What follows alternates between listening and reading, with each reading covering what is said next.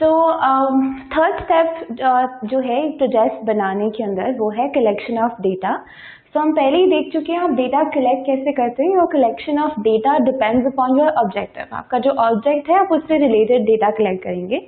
जैसे कि अगर मैं कंज्यूमर राइट्स की नॉलेज का डेटा देखना चाहती हूँ कि हाउस होल्ड में या घरों में कितने लोगों को कंज्यूमर राइट्स के बारे में पता है और कितने लोगों को कंज्यूमर राइट्स के बारे में नहीं पता है, तो मैं वही वाला डेटा जो है वो कलेक्ट करूंगी। मैं पॉपुलेशन डेटा पे नहीं चली जाऊंगी, ठीक है।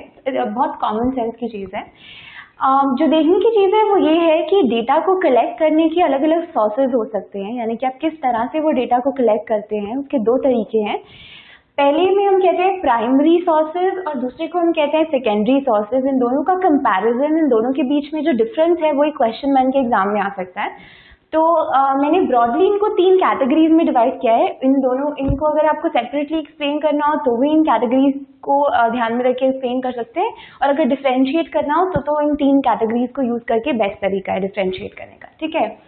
सबसे पहले आते हैं वेज टू कलेक्ट पे। What are the ways to collect primary data या प्राइमरी सोर्सेज का जो डेटा है वो आप कैसे कलेक्ट करते हैं।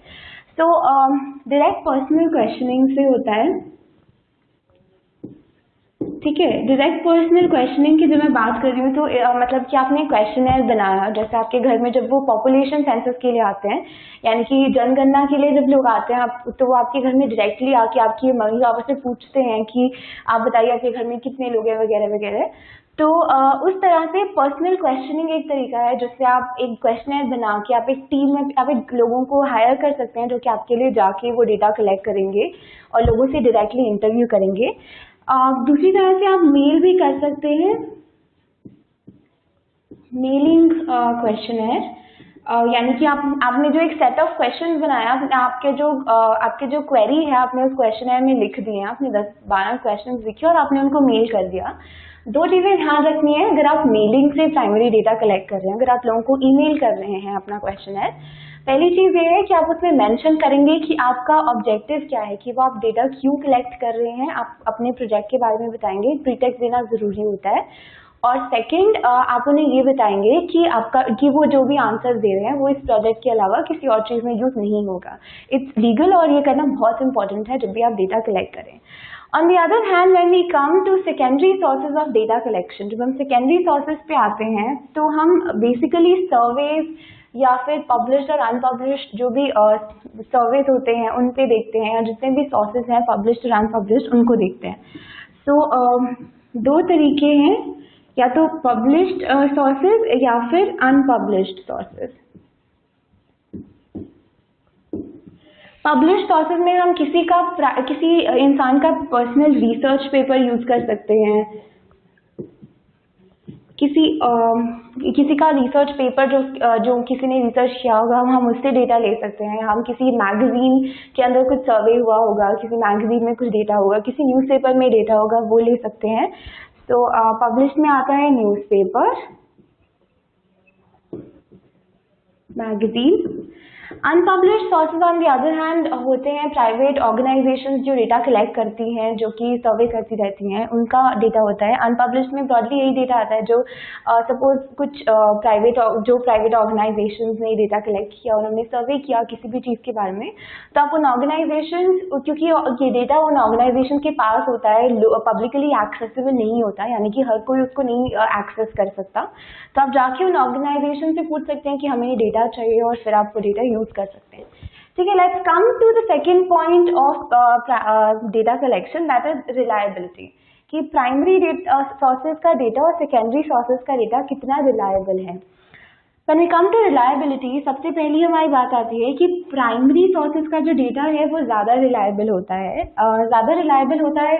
क्योंकि आपने एक टीम को हायर किया है, आपने अपनी टीम को अपने प्रोजेक्ट का ऑब्जेक्टिव बताया है, तो आपको पता है कि जितना भी डेटा आएगा वो सारा का सारा आपके प्रोजेक्ट के लिए ही आएगा, वो किसी और चीज़ के लिए नहीं होगा, जो सेकेंडरी सोर्सेज में बहुत ज़्यादा से होता है, जहाँ पे आपको रेलेवेंट इन्फॉर्मेशन या जो इन्फॉर्मेशन आपको चाहिए वो निकालनी पड़ती है। तो प्राइमरी सोर्सेज का डेटा रिलायबल है, सेकेंडरी सोर्सेज का डेटा भी रिलायबल होता है, पर प्रॉब्लम प्राइमरी में ये है कि बहुत पर्सनल बायस आ जाता है। पर्सनल बायसेस आ जाते हैं, उस ह्यूमन बायसेस आ जाते हैं जब आप डेटा रिकॉर्ड कर रहे हैं। सो जो इंटरव्यूअर है और जो इंटरव्यूई हैं उनके आपस की अगर आप किसी को क्वेश्चन मेल भी करते हैं तो वो कुछ लोग सीरियसली नहीं लेते हैं क्वेश्चनर को, तो उसके अंदर लोग बहुत लाइटली ले लेते हैं और बहुत लोग गलत आंसर्स भी करते हैं क्योंकि वो सही नहीं बताना चाहते हैं। तो बहुत पर्सनल और ह्यूमन बायसेस भी आ जाते हैं प्राइमरी डेटा कलेक्शन में। सेकेंडरी सोर्सेज में भी ऐसे बायसेस आते हैं, but secondary datas are not reliable for another reason. वो इसलिए भी रिलायबल नहीं होते हैं कि सेकेंडरी डेटा एक पर्टिकुलर टाइम पे कलेक्ट होता है, एक अलग सर्वे के लिए कलेक्ट होता है, एक अलग पर्पस से कलेक्ट होता है। तो कितने ध्यान से उन्होंने वो डेटा रिकॉर्ड किया है जिसकी आपको ज़रूरत है, उसके बारे में कोई गारंटी नहीं होता है। ऑल्सो ये रिलायबल इसलिए भी नहीं होता है कि सेकेंडरी सोर्सेज का जो सैम्पल साइज है वो बहुत ही छोटा होता है। अगर आप सेकेंडरी सोर्सेज से डेटा ले रहे हैं, जब आप प्राइमरी सोर्स से डेटा लेंगे तो आप एक बहुत बड़े ग्रुप को टारगेट करेंगे, आप बहुत सारे लोगों को इंटरव्यू करेंगे जिसमें you know about the size and characteristics of your target group. तो आपका जो सैंपल होता है वो बहुत बड़ा होता है, इसकी वजह से आपका जो डेटा है वो ज़्यादा रिलायबल होता है कंपैरेटिवली।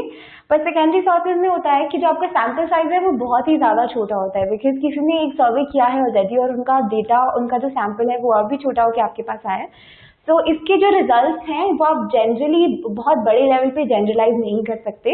अगर आप प्राइमरी सोर्सेज की बात करें तो अगर मुझे एक छोटे एरिया के बारे में ही डेटा चाहिए, मुझे एक पर्टिकुलर लोकेलिटी, एक छोटे से गांव के बारे में डेटा चाहिए, तो मैं प्राइमरी सोर्सेज को ज़्यादा प्रेफर करूँगी क्योंकि वो ज़्यादा रिलायबल डेटा है और वो ज़्यादा और वो मेरे ऑब्जेक्ट के अकॉर्डिंग कलेक्ट हुआ है। Secondary sources on the other hand sample size बहुत छोटा होता है और वो एक अलग कॉन्टेक्स्ट में लिया होता है, एक अलग ऑब्जेक्टिव के लिए लिया होता है, तो वो आप अपने उस इन्फ्रेंसेस के लिए, अपने कंक्लूजन्स के लिए उसको अच्छे से जनरलाइज नहीं कर सकते।